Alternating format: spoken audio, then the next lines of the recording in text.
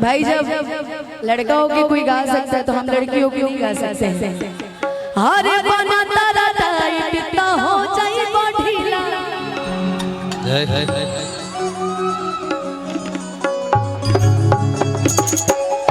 अरे बना तारा टाइट तो हो जाए बढ़ीला। अरे परखंड हो जिला।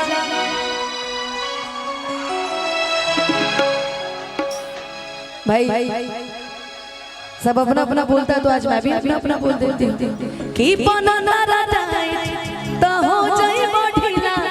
अरे परखंड हो या जिला यही राने से गिला। परखंड हो या जिला यही राने से गिला। आप लोग की आवाज नहीं आ रही है मुझे, ना बैंजो की आ रही है ना ऑर्गन की आ रही है। ऑर्गन बैंजो की आवाज बढ़ाइए।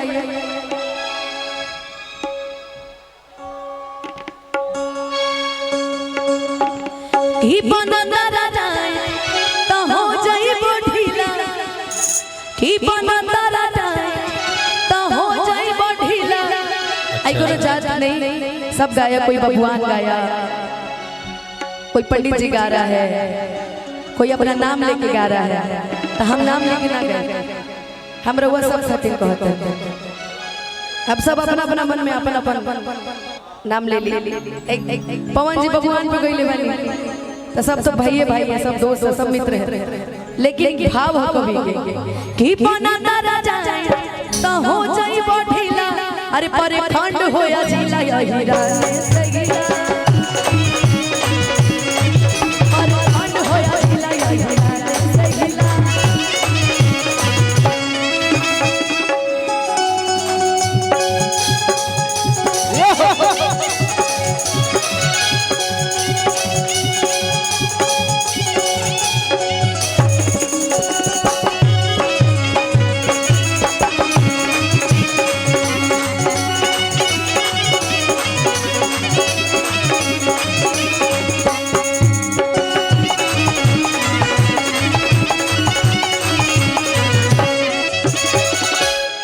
बस इतने काफी जाति बाचा गाने कमी गाए जाए तो ज्यादा अच्छा है। क्या जी?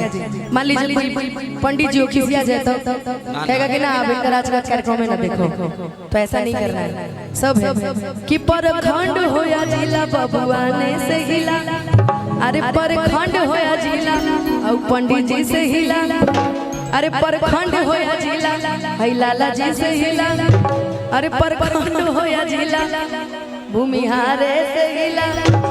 भाई सब अपने में, ऐसा नहीं मेरे लिए सब बराबर है कि परखंड हो या जिला हई अनुपमे से हिला।